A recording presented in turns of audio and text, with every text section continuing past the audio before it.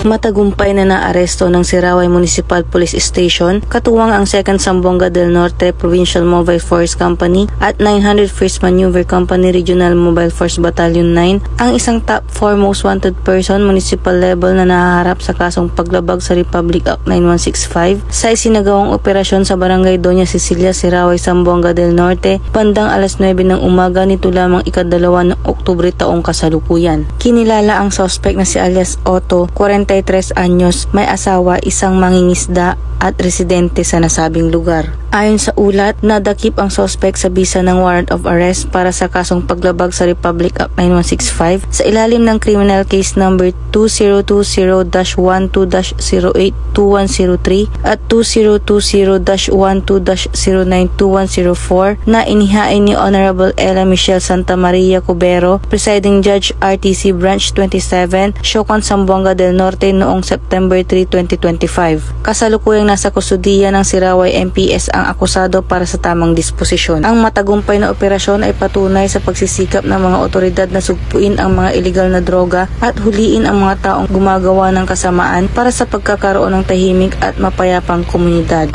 Mula dito sa Zamboanga Peninsula, ako ang inyong PNN correspondent, Patrolwoman Luis Mariconde, alagad ng batas, tagataguyod ng balitang pulis.